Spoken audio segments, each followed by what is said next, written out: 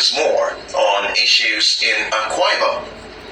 And one person has been very consistent, a friend, my own guy at the top. I don't need to confirm the website to get this one correctly. He himself, a journalist, he is the chairman of the Civil Liberties Organization at Akwa Ibom State Branch. Otwekon Franklin Isong. Good morning to you, sir, and welcome. Good morning, Ike. Good to be here. It's a pleasure to have you. Happy Wednesday. It's a pleasure. Well, happy Wednesday. How was it, your area coming to the office? I hope no area around you is flooded. I hope the waters are flowing well. From my house to the junction, we had flood that affected the road and made it muddy and slippery for cars to drive through. So I needed to be careful, become more careful. In fact, I had to drive with brake from my house up to the junction because of a poorly done construction job that was done. Where? In my axis. I don't want to mention the name because security. No. Because CLO is embarking on project monitoring. We'll come to that. Yes. So if I mention it now, I'll be preempting the contractor to quickly go and fix it. So we will just take them on as surprise and move down there with the press and embarrass them and show them, because I know that I have been told that they've been paid upfront and they've refused to do the job. What they do is they just come and heap laterite and go away and allow for 2 days it will rain and then wash off the laterite and make the road become flood and unmotorable. It's been done that way for the past 3 weeks now. They will just come and heap laterite on the road and go away, and before you know it, after about 2-3 days, it will rain and the whole thing will wash off and the place will become unmotorable. It's been done that way consistently for the past 3 weeks. So what I want to do is not to call them out here, but I intend to move the CLO's team, since it is a constituency project of one of the lawmakers. We will just go there and then embarrass both the lawmaker who is involved and the contractor that is doing such job. Okay, and then I do hope that, especially now that the rains are down, that the workers, the various constructions going on will not be slowed, because of course one time, Twicom, you've been in a state where we've had persons who are supposed to do their job tell you the rainy season is hampering work. Let's allow the rainy season go, and then we'll complete whatever construction we're supposed to do. I do hope that that particular excuse will not play for some of the construction work that the administration of Governor Domi Mano is already embarking on. His Excellency the Governor and his team, have been up and doing, and they knew that we are approaching rainy season, and they ought to know that it will rain. And so, from what I have seen, like the job being handled by HENSEC, that is the airport road. If you are moving from Gabon up to shelter, they are working day and night. They've been working day and night, expanding the 2 flanks of the road, and that has been going on for the past, call it 3 or 4 months now, because they are aware that it will certainly rain. The ring road that is linking Udodoma here to up to Mechanic Village, up to a back road that cuts through Mechanic Village. Yeah, they're also working day and night, because they are aware that definitely it will surely rain. So any contractor given excuse, using rain as an excuse, is not a serious person, because he ought to know, or he knew, that surely it will rain. Okay, now that we've also talked about contractors and projects and all of that, let's talk about what the CLO, the Civil Liberties Organization of Akwa Ibom State Branch, is doing, embarking on a constituency tour. If you recall, one time, Femi Fani Coyote embarked on a I don't know, I'm looking for the right word, a tour across states where he said he was checking out what various governors were doing. He came to Akwa Ibom State. I think it was in River State where he was asked that. It was in Cross River State. It was Cross River State where he was asked that question: who is funding you? So who is bankrolling? Well, use the correct language. So let me ask: who is bankrolling the CLO in this constituency project tour that they are doing? You should trace the history of the civil liberties organization in Nigeria. If you trace the history, you will understand that our duty is to hold government accountable. Our duty is to put the political office holders to checks. Our duty is to ensure that we have good governance, and we are a pro-democracy group. It means that we are against anti-democratic practices. And so our members donate resources.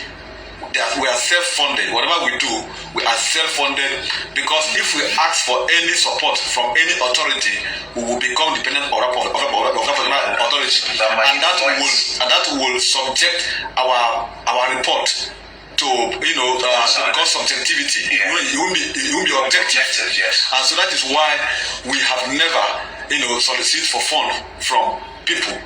But there are members who believe that CLO and another civil society group ought to put government to check, and they will donate resources and will use those resources to do the job that we ought to do. Most times we trek, we go on our toes. Most of the times we go on our toes to ensure that we get the job done. There are some instances that we, like for example, when we went to a tour at Mbadenin, for instance, the road leading to the house member representing Mbadenin, I drove my car and some other vehicles. As we came back, I had to go to a mechanic, and I spent close to 70,000 to fix the car, because it damaged my shaft, it damaged the shocks, it damaged almost everything because of the bad road network that leads to the house members' village. Because the project that he did for his constituency had to be in his village, and we drove through bad road to get to access it. So most of these things, we use our resources, we use our vehicles, we use what we have to be able to do this. If we don't do this, the society won't be better off. If we don't do this, there will be bad governance. If we don't do this, our political office holders will not sit up, and they will see it as business as usual, and they will continue to run our resources the way they feel. This is our collective patrimony, which we must be able to put them to check. Now, back to the CLO store. Nobody is bankrolling the CLO. Members of the group choose to volunteer resources for us to use to carry out this exercise because it is worth doing. This is the first time in the history of Akwa Ibom that a group volunteer to go out to police, to track the project of all the lawmakers, to the 6 House members, the 10 federal House members, the 3 senators. Now I can tell you that they are on check. They are on they are moving up and doing. They are up and doing. We've gone to Marina, I just mentioned, because that is where I'm from. I cannot afford to police or to check other areas without doing my own area. We've gone to Marina and we've seen what the House member has done. We've gone to Nsiribom. We've seen what the House member, Honorable Udo, has done. We've gone to Bokanafon. We've seen what the House member, Honorable Charity has done. We have been taken by Right Honorable Luke, representing Etinan Federal Constituency, to his project at Etinan Nsiribom. We've seen what he has done. We have the records. We've been taken around by the member representing Obodokara Eserodim, that is Right Honorable Sikaikom. We've seen what he has done. We have been taken around the project of Honorable Patrick Ifon from Ona, that represent Ona. We've toured around these 4 government areas to also have a record of what he has done. And then we've taken around again by Honorable Uyime Idem, that is Okanafon and we have seen what he has done in these areas. And we are embarking on more of such projects. At the end of this, I was just going to bounce a bit and just allow you to continue. I recall there is one of those representatives who you had told the Akwa Ibomites that he had refused. He was questioning if the CLO had the rights, had the power to check what he was doing. So how far with that particular House of Reps member? Has he come through, or is he still insisting? Or have you people bypassed his, or you just notified him for notifying sake, and then you went ahead and then did your assessment toward? Well, the person just mentioned is my very good friend and brother, Right Honorable Comrade Udo Kirian Akpan. He was the chairman of NLC. He's a comrade. He knows the duty of civil society group. But I was shocked that he's representing Organam in the House of Assembly. He's the leader of the House of Assembly. I was shocked when he called me to question the morality, to question the authority that we have to want to probe into his activities in the House of Assembly. For 12 years he has been in the Assembly. I was so shocked that I couldn't believe it, that somebody who has been a chairman of a labor movement could call a civil society group to question and said he will not subject his project, his activities to be scrutinized by CLO. He is there, and we have chosen to bypass because we are going to force anybody to take us to their project. Reason is that for security reason, he said we should go to his project. We said we cannot go there without your knowledge. Because what if we are ambushed? So anybody that has refused, he has refused. The man representing our back, Honorable Udemoton, has also joined to say he will not. That right now he is busy with his nomination, that he will take us to his project, and that what the project that he did, that the government has not even refunded the money to him. Yeah, but that's not an excuse. So he said he won't take us, that he is busy with his politicking, and we said we are not interested in your politicking. Okay, send someone to take us to your project. Of course, you ought to know that you are representing the people. If you are busy, ask someone to take us to your project. Your colleagues are doing it. Your colleagues are doing it. And more so, you have aides. We're not even asking you, because we know that you are busy with your ambition. But let us even go and see and take inventory. Now, at the end of this our project tracking, we intend to do a press conference. We come up with a report that we would give to the people of the state, assessing all the lawmakers, that is the 10 federal house members, 26 state house members, and the 3 senators, and we will tell the world what they have done, and we will name the ones who have performed and shame the ones who haven't performed, because it is public for that they have been using, and we want to change the narrative that it should not be business as usual, whereby when you go to office you do as you like, because nobody will question you, nobody will ask you to present your scorecard. Let me tell you this, we have also written to the state governor.